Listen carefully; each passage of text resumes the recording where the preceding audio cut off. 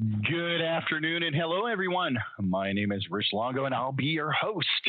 Thank you for joining us for another Flycast Partners webinar.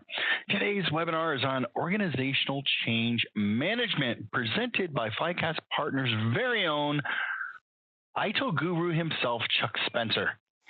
Chuck started with Flycast Partners to help build and expand our process improvement offerings many moons ago.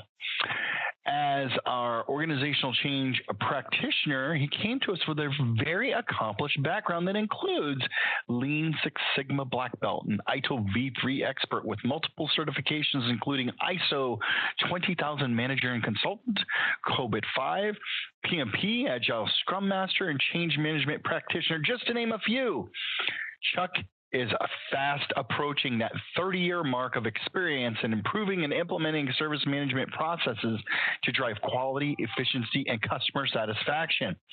He's an innovative and results-oriented senior technology leader with progressive experience in all phases of service management, project, process management, enterprise technical support, and organizational leadership and strategic development. Before we get started, Chuck, let me introduce our organization. Flycast Partners is here to deliver a seriously amazing IT experience. Founded and staffed by personnel that has many years of experience in the IT space, we took nothing but the best ideas from these collective experiences and added the best components necessary to grow and become a leading value-added reseller in the North American IT market.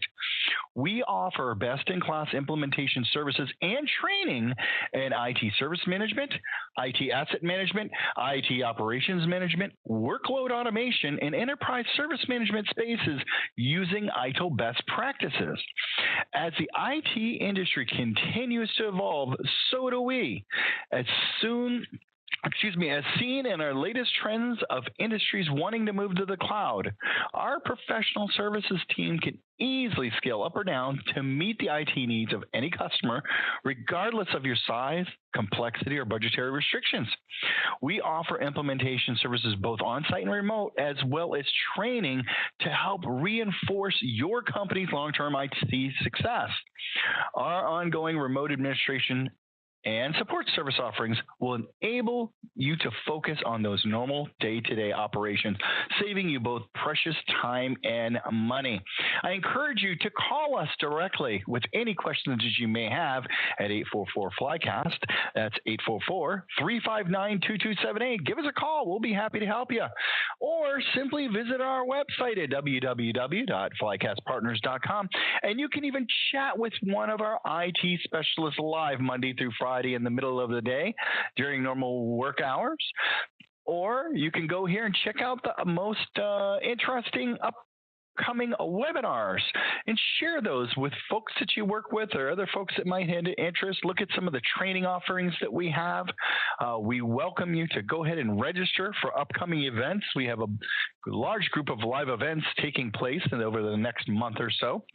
So check out the events page. And with that being said, I'm going to turn this show over to the star of the hour, Chuck Spencer. Chuck, I'm sending the video over to you, sir. All right, Rich, let me get it loaded up here. Just give me a second. All right. Well, we have an eclectic crowd today. They're from everywhere, all over the place really today. Good. Yeah, good. It's crazy. Good. I don't have to speak any languages, do I? No languages, but man, if you spoke a little French, you'd probably make our friends in Quebec a little happy. So. Well, I don't think I can quite handle that without getting in more trouble than I might want to. But let's talk a little bit, Rich, about organizational change management. And, we subtitled our presentation here, The Other Change Management, because, most of us who have been in IT for any time, as I assume most everyone on the call is for the most part, when you start talking about change management, you immediately start thinking about the CAB and emergency changes and standard changes and all of that sort of thing. And that's very important, no question about it. You have to have that within your organization. It's important that you have good change management from that aspect. But there's another aspect of change management that deals with organizational change management. And with everything that's going on in our industry right now, we hear everybody talking about the digital transformation and all of that, and organizations organizations are adopting Agile and they're adopting DevOps and other methodologies. And hopefully some of you are going to be getting ready to adopt ITIL 4 coming up shortly. But with all that going on, there's an awful lot of organizational change management that's going to need to occur. And so that's really what we want to talk about today is organizational change management and what that really involves and what it is. And like I say, we call it the other change management because people do get confused about it. I can share with you that when ITIL 4 is released at the end of this month, within ITIL, we're going to stop calling change management from an infrastructure perspective, change management. It's going to revert back to change control, which is what it used to be called many years ago. And there's going to be organizational change management now included as part of ITIL and part of the practices that we talk about there. So that should help alleviate perhaps some of this confusion that seems to go on. But when we talk about organizational change management, it's really kind of a misnomer because you don't change the organization. You change the people in the organization. And it's all about moving people from the current state that they're in to the desired state they need to be in to take the organization in the direction it needs to go. And you do that, of course, by helping them make that transition from the current state to the desired state of the organization so that the organization itself can be successful. Now, to accomplish this, there are some specific things that are required. First, you need to have a vision that provides a clear and a simple picture of what the organization or the system being changed is going to look like once the change has been completed.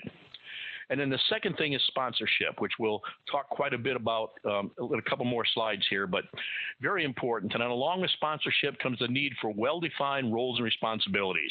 Who does what, how, and when, and not just in relation to the change that you're trying to make, but after the change is completed, what are their roles and responsibilities going to be, and how are those going to change? And then stakeholder management. This involves communication. And communication for organizational change management needs to be a very effective combination of one-way and two-way communication with the real emphasis on being two-way. Now, I said a few moments ago, you don't change an organization, you change the people within the organization, and you do that by enabling them to make the change. And that enablement comes through empowerment. Change occurs when people are well trained, when they're highly motivated, and they've got the freedom, the empowerment to try things out in a safe environment where their success is going to be celebrated and rewarded, and failure, while it's not something we want, is acceptable as long as they get some knowledge out of it and we gain some knowledge as an organization that we can later turn into success. Now, effective organizational change management also requires resistance management. Resistance is inevitable. You're going to have it. You have to plan for it ahead of time to effectively deal with it and then be able to quickly remove it when it occurs and get it out of your way so you can keep the organization and the people within the organization moving in the direction that you need them to go. And finally, effective organizational change management requires continual positive reinforcement. People have to be nurtured along in the change process. You need to find and celebrate quick wins. You need to help them get over obstacles when they encounter those. And you have to consistently and continually encourage them to move forward. It's kind of the same thing that you do when you're teaching your child to walk or to ride a bike. You got to give them a little prompt forward, let them fall off, get them back on, clap your hands when they do it well, and keep them going. And it's the same thing with organizational change management. Now, as I said, it all begins with sponsorship. This is a must-have for any organizational change effort. Transforming the way you do business today requires significant sponsorship, and it has to come from the top level of the organization.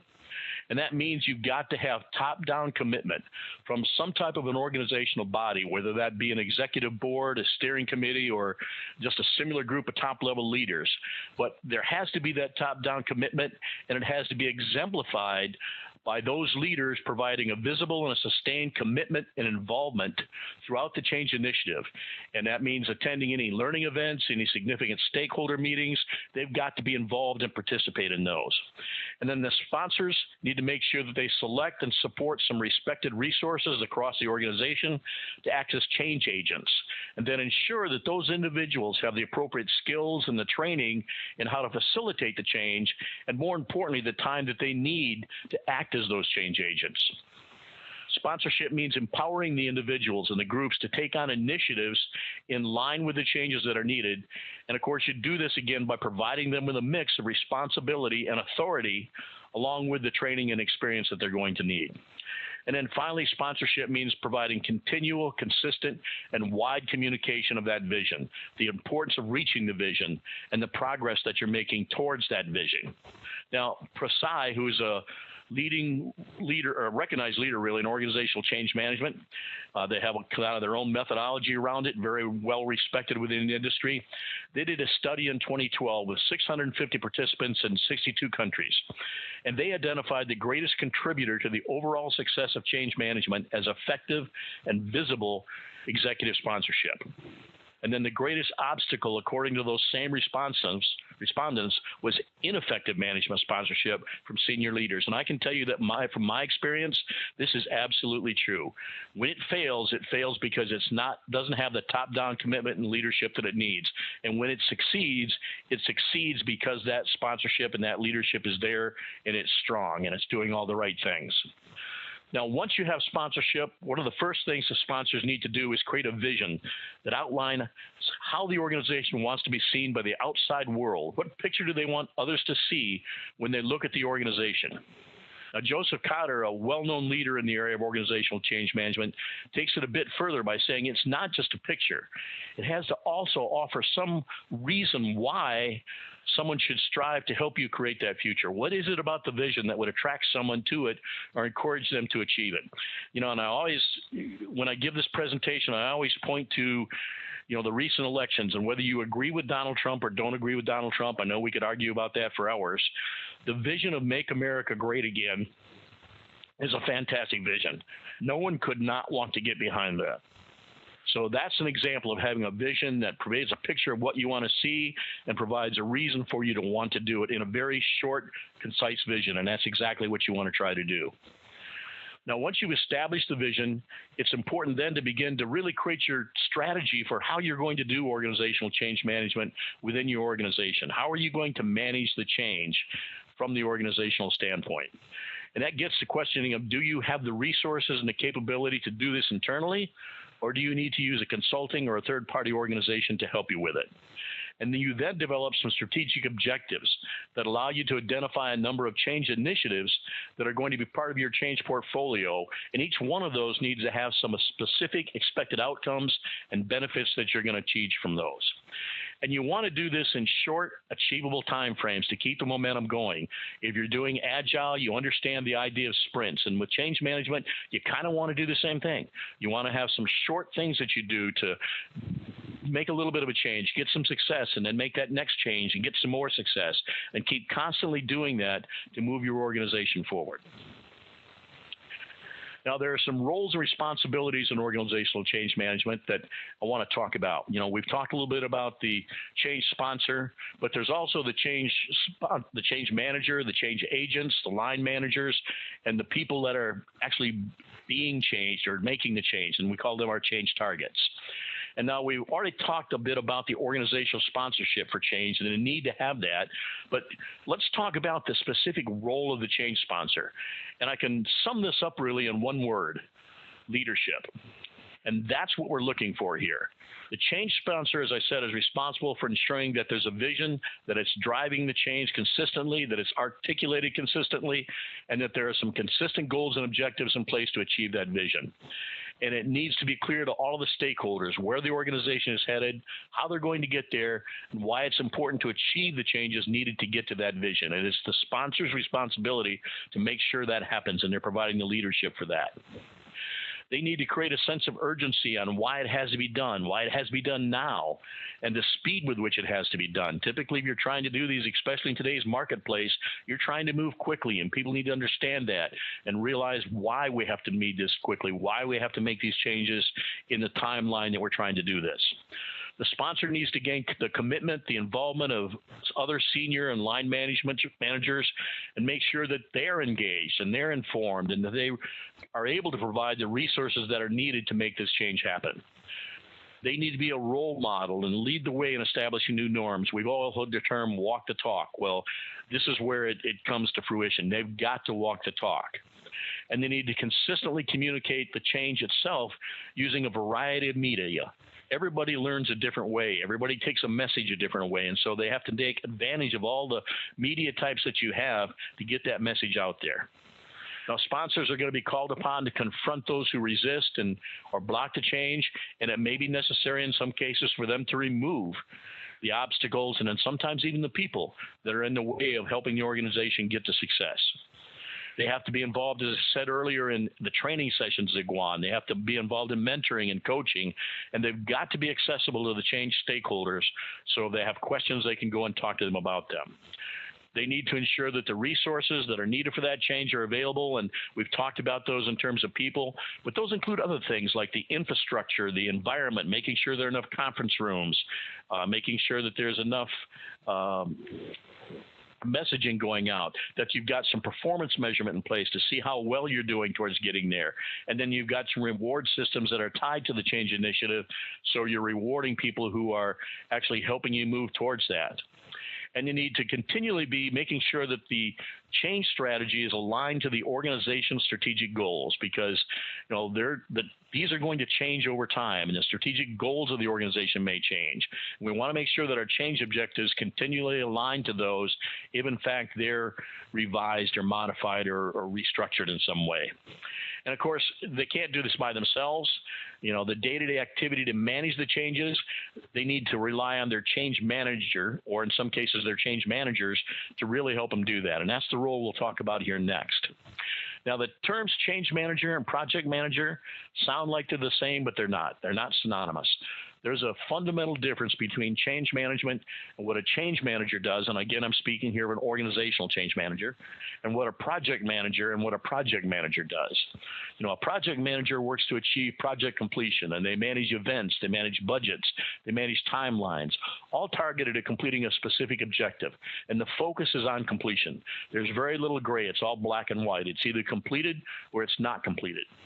Now, a change manager, on the other hand, focuses on the transition of people from the current state to the desired state by managing their beliefs, their behaviors, making sure that communication is out there, managing resistance, making sure that education and training is being done. Nothing here is black and white. It's all gray. We sometimes refer to it as the soft skills of being able to do these things.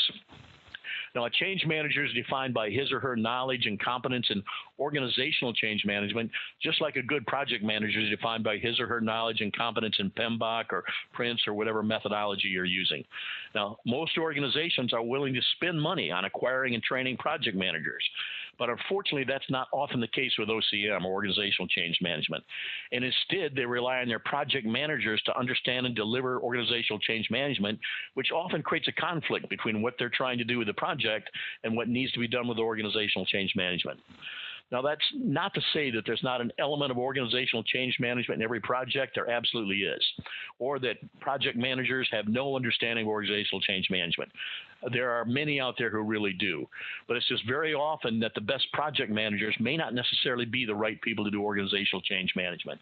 So you need to recognize that, and you need to make sure that you have people that really have that softer skill set and that knowledge that's required to really manage organizational change management.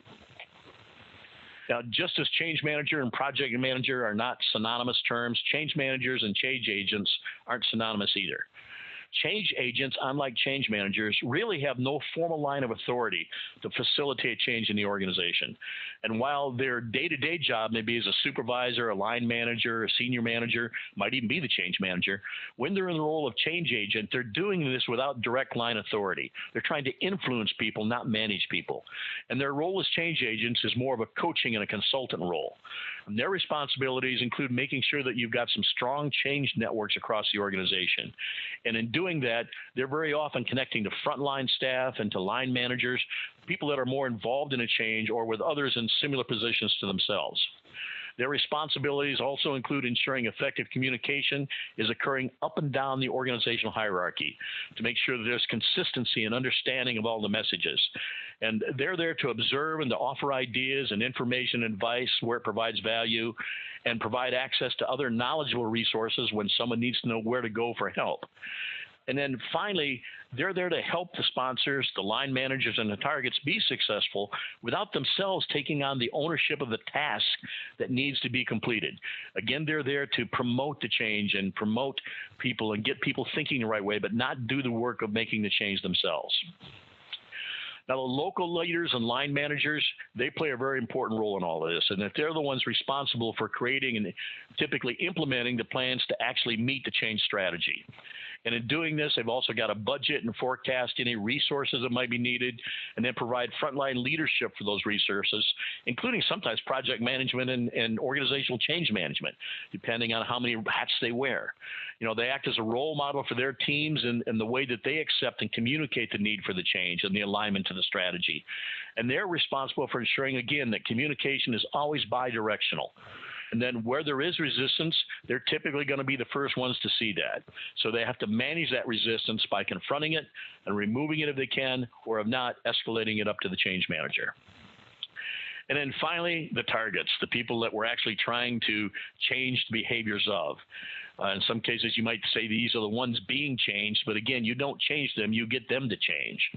Now, their responsibilities include listening to the information that's being provided to them, inquiring or challenging that information if it's not clear, and then clarifying any concerns they might have so that they really understand the change. We want them to offer constructive criticism and their ideas to help us further improve or speed the delivery of the change. They're typically the ones that are closest to the work we're trying to change. So getting their input's invaluable. And then they should always be providing feedback to the sponsors and the change manager and through the change agents. Now, one of the first steps in organizational change management is going to be to identify your stakeholders. And stakeholder mapping is a valuable tool in organizational change management, and it begins with identifying all of your stakeholders and then categorizing them in some way. And one way to do this is by placing them on a grid or a map based on the level of power or influence they have on the success of the change and the level of interest or impact they have, the level of interest they have in the change or the impact the change is going to have on them. And this really allows you to begin to understand how much focus, attention, and communication you need to do with those stakeholders. If you've got stakeholders that really have very little influence on whether the change can be successful or not, and they're not really impacted by it, and they're probably not really interested in it, really you just need to monitor them and make sure that you kind of know where they're at, because over the course of time, their place on this map may change. They may just be in this spectators and they're just monitoring at the beginning, but as change takes place and gets closer to happening, they may move up or down in these areas. You're going to have people who have a lot of influence. They're not really going to be impacted by the change, but they really have a lot of influence. And these might be the people who are perhaps providing the funding for the change or approving the funding for the change. So you've got to make sure that those influential observers are satisfied and keep them satisfied and keep them knowledgeable about what's being done and why and what the progress is. You're going to have people who have a high level of interest that are really impacted by the change. They may not have a lot of influence over it, but they've got to be involved. And so those are your active players. You want to keep them informed of what's happening. Make sure there are no surprises.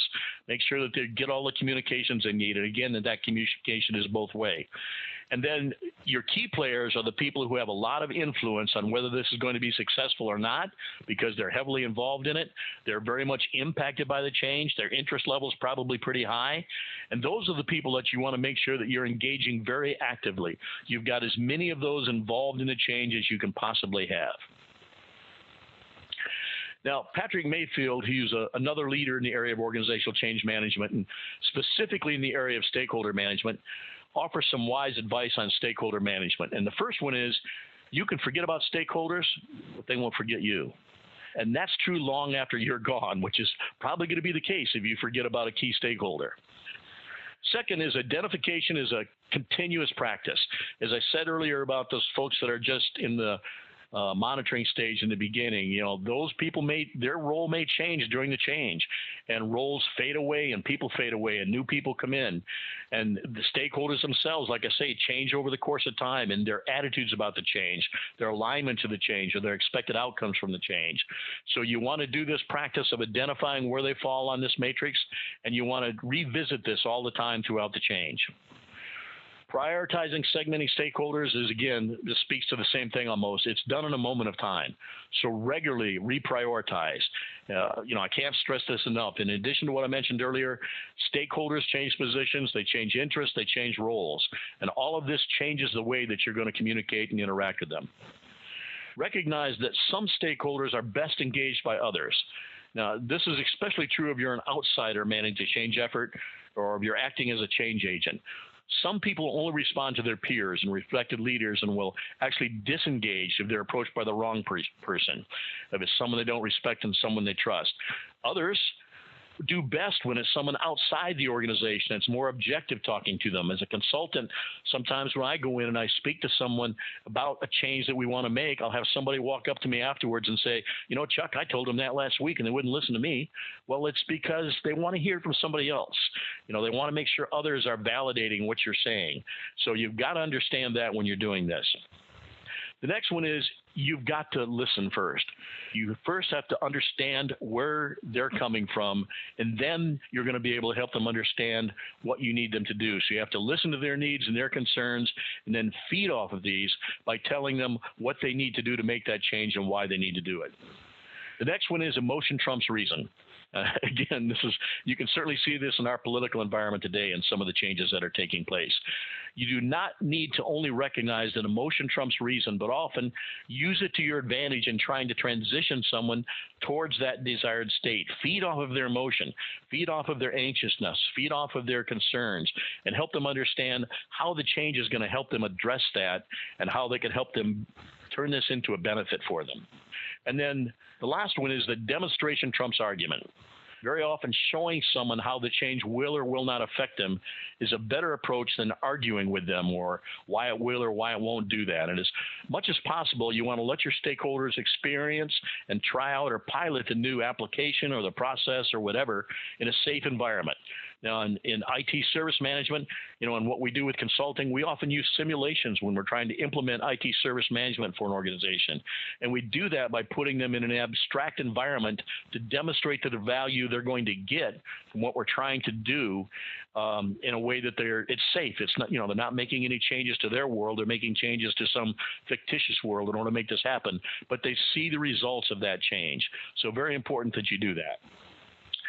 Now, as you're identifying the stakeholders and analyzing what it'll take to get them transitioned to that newer desired state, you want to make sure, too, that you're looking at the organization's capabilities to make the change. And you want to focus really on 4 specific areas. First off is, what is the capability of the organization to both generate, provide, and absorb knowledge, education, and training? What tools do they have to be able to do that? How successful have they been doing it in the past? What methods worked? What methods didn't work? The next one is you want to understand what's the organization's capability to actually handle the change. How much change can they take on, and how often can they take on change? What's their stomach for allowing this to happen?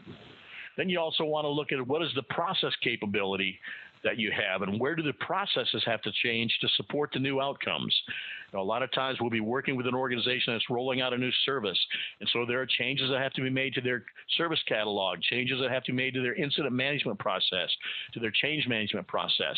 We have to make sure that we're getting those in place as well here.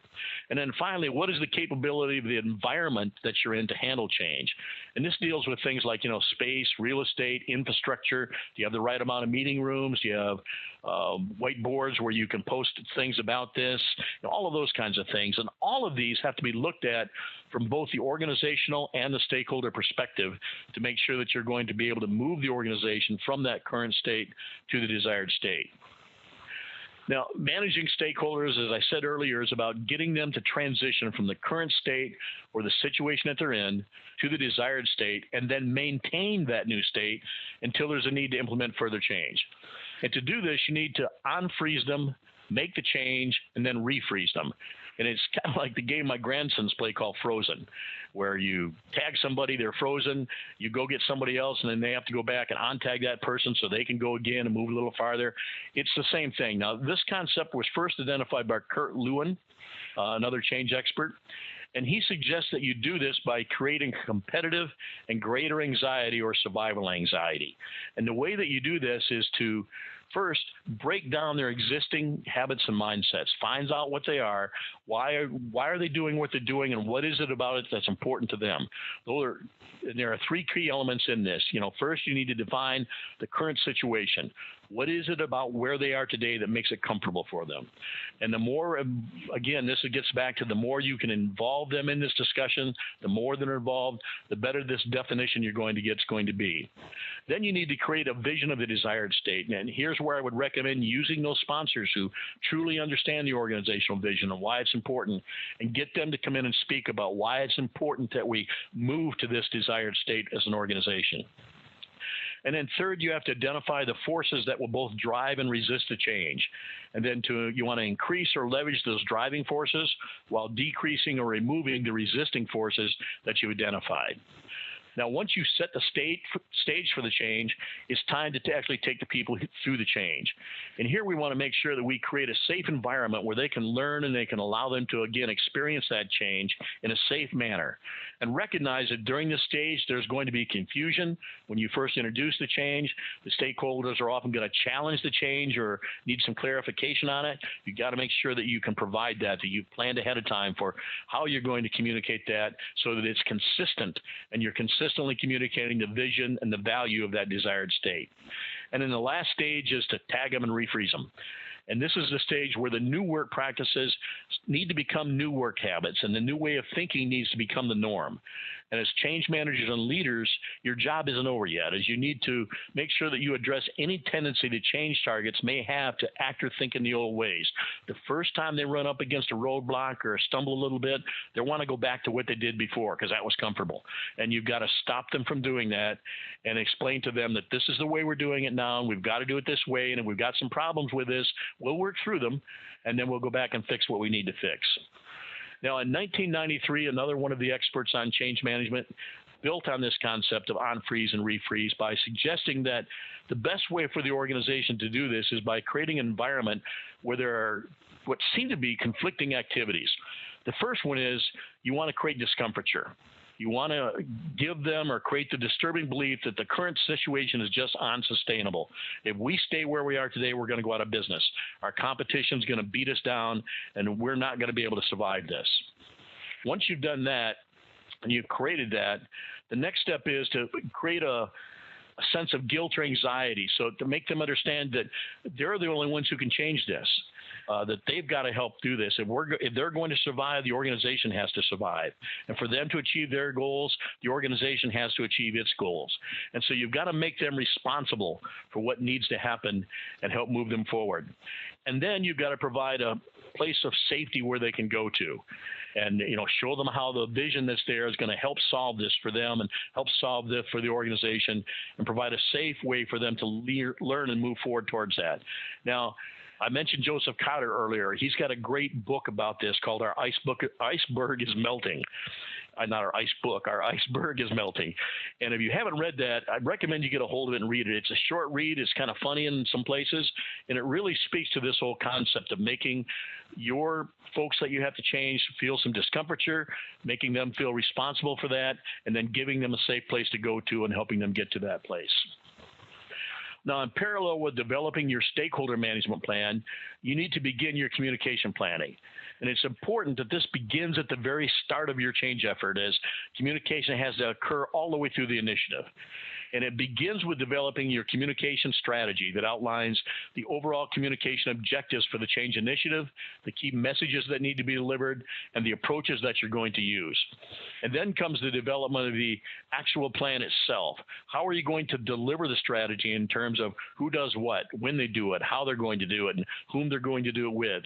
And by the way, this is where another type of change management comes into play, as this plan itself should be subject to a change management process to ensure that any changes you make to this plan are analyzed for the risks that they're going to present, that they're approved and they're recorded, and you've got a record of that so you can make sure where you're going and what you've done. Of course, then comes the actual carrying out of the activities themselves according to the schedule that you developed in the plan.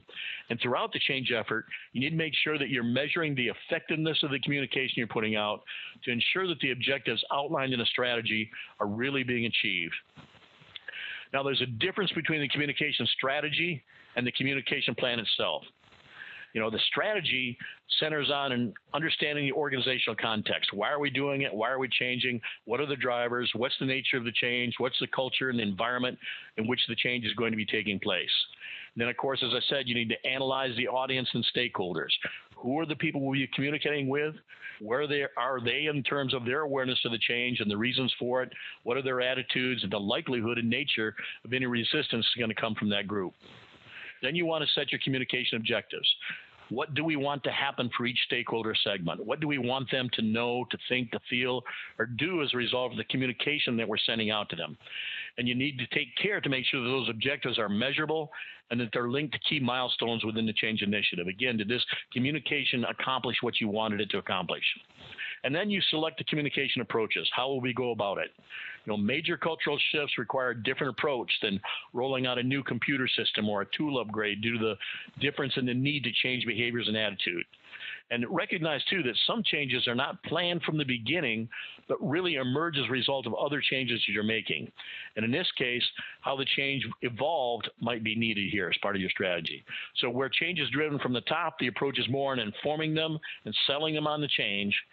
And a common mistake is to try to sell the change too early before people really recognize the need for the change and accept the changes that are going to occur.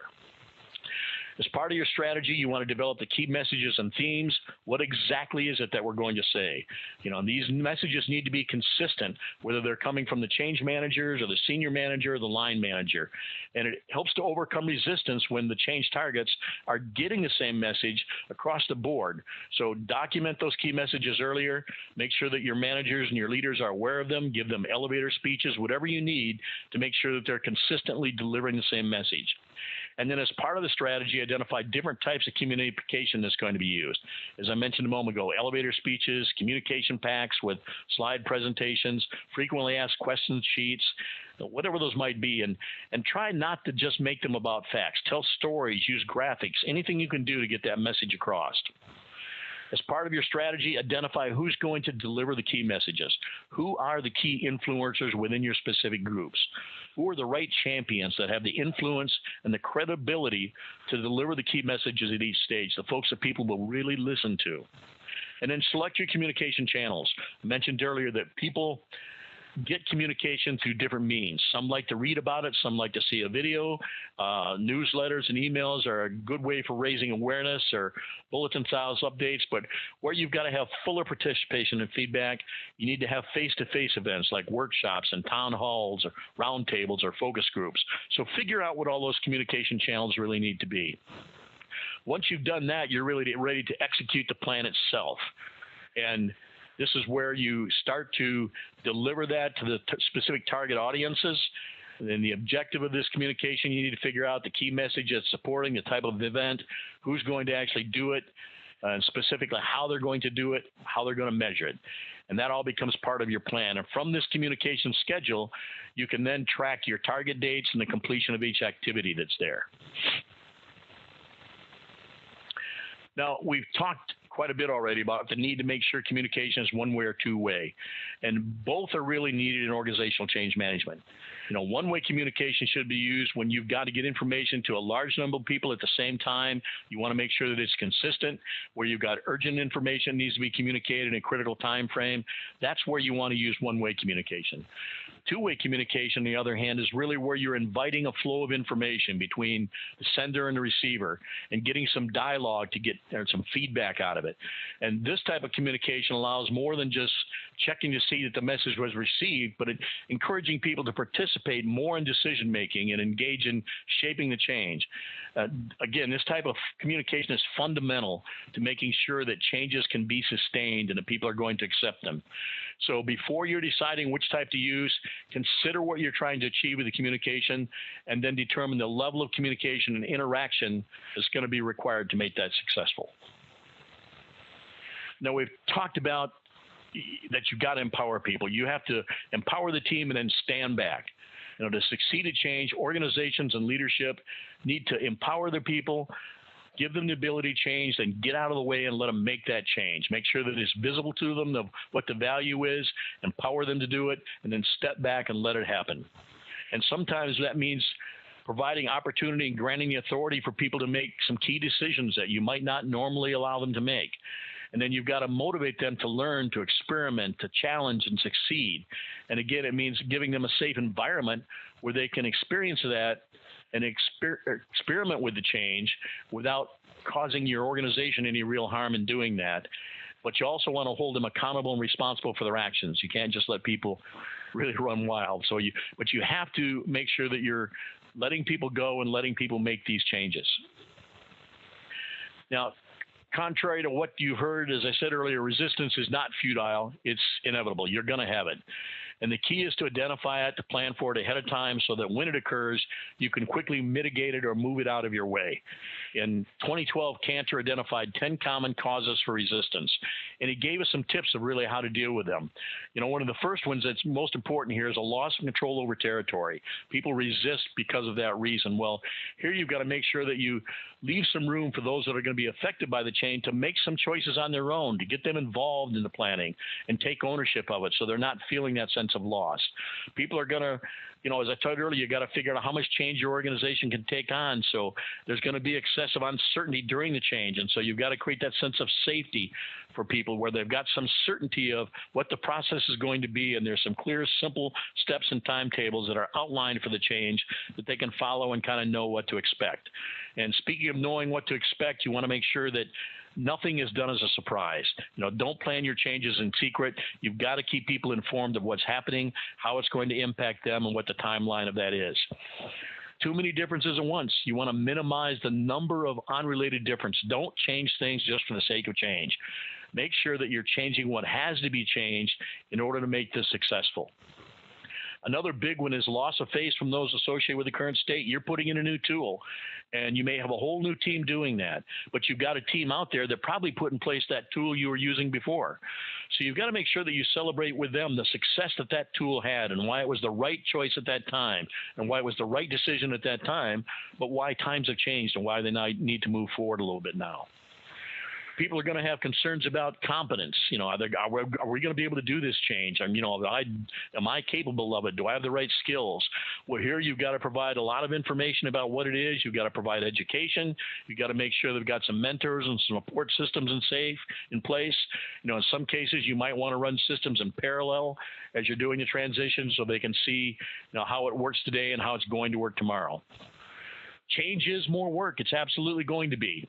And you're going to have some people who you're going to need to focus exclusively on the change and want to reward and recognize those participants.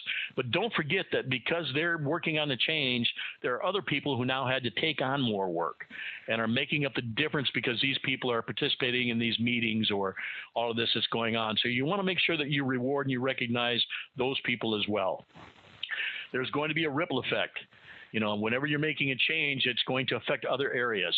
And so this is where you've got to make sure that you've really got that level of stakeholders identified, and you want to enlarge the circle to make sure that you've really got all the affected parties involved here, and you work with them to make sure that you're minimizing disruption.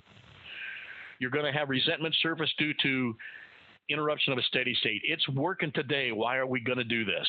Well, again, this is where you consider gestures to heal the past of why what they did in the past will work, but it's not going to work going forward. And so make them understand that. And then sometimes you just have to face the fact that the threat's real. Change is resistant because it's going to hurt.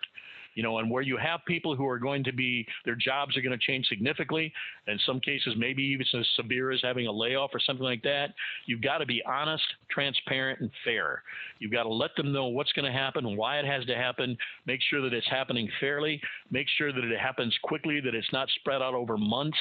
I've seen organizations do layoffs every week for 6 months, and by the time they get to about the second month, the morale in that organization just completely destroyed. So you want to make sure that if you have those kinds of things, you deal with it effectively.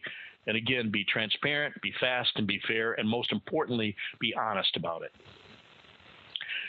Now, to understand resistance, there's the Kubler-Ross change curve. I know we're getting close in our time here, but I want to kind of quickly step through this because it's very important as you understand this. First, when people are confronted with change, the first step they're going to go to is shock. They're just shocked about why this is happening. They don't really know what to do. The second phase is going to be a burst of defensive energy. They're going to start to think that, this change is unreal, it's unnecessary. A lot of times this will lead to them actually increasing their performance because they want to prove that we shouldn't be doing this, what we're doing is the right thing to do today. And you eliminate this by effectively and early on communicating to them again about why the change is needed, why it's real, and why it's important. The next thing that happens is that they're going to be angry, and they're going to want to look for blame. It's those damn consultants, the investors, the competitors. They're the ones that are bringing this on us. Well, the best approach here is to empathize with them and help them consider realistically how the change is going to impact them. And don't minimize the risk of the loss that they're going to experience. They need to know that that loss to them personally has been considered and that it's been understood. And as their mood and performance decline further, we're going to turn to bargaining. They're going to try to blame themselves and then going to try to bargain their way out of this by saying, we could do this. We could take on more work. We could change the way we're doing. We could work harder. That's not what you want them to do necessarily. And so here again, support and empathy is going to be key. You want to create some peer groups and opportunities for them to participate in the change so that they better understand what's going on. And of course, at the bottom of all of this is depression and confusion. Up until now, they've been trying to hold on, but at some point, they're going to give up. Performance and morale is going to be at its lowest. After all, why bother? This is going to happen whether we want it to or not. And again, this is where you've got to show some empathy and do some active listening and have some good support structures in place to help them understand that things are going to get better and we're going to get better as an organization. Now, at some point, the individual is going to accept at a deep level that the change is inevitable, and they're going to begin to look towards the future. And for some, this is going to happen very quickly. For others, it may not happen at all. But it has to happen before any future-oriented behavior can begin. And some may reach a certain point and then move backwards.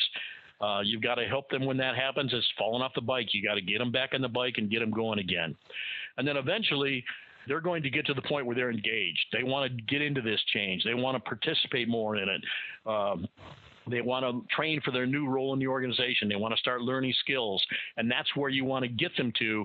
And then once you've got them there, your role as a leader or a change manager or a change agent is to make sure they stay there by supporting them and, again, providing clear and consistent information and being transparent and help them move through this.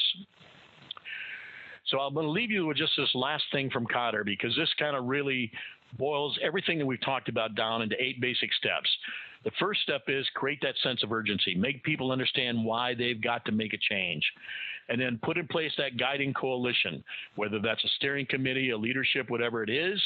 And then that group needs to develop that clear shared vision of why we need to make this change, why it's important, why does it have to be done now.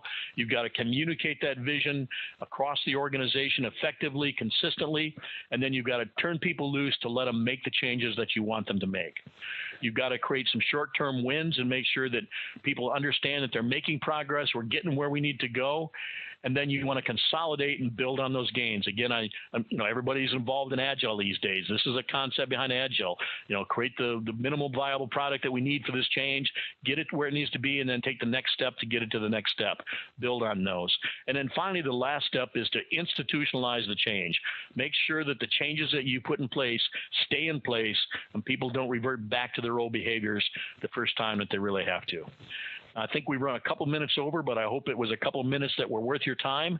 And we've helped you understand a little bit more about organizational change management today. If you want to learn more, just get in touch with us, and we'll help you with whatever way we need to help you. Rich, I'll turn it back over to you. Thank you very much, Chuck. This is a great presentation. I have a couple of you that are asked if the slides will be available later on. I'll tell you what we're going to do. We are going to make the recording available for those of you that request it. All I ask you to do is just simply email me at rich.longo@flycastpartners.com. That's rich.longo@flycastpartners.com, or reach out to us by phone at 844-FLYCAST. That's 844-359-2278. And we'll make sure that you get a copy of the presentation. Chuck does a great job with it, and I know that a lot of you appreciated that. So thank you so much, Chuck. You're welcome, and thank you, everyone, for staying with us this afternoon. All right, folks, enjoy the rest of your week and your weekend. And until our next webinar presentation, we'll see you then.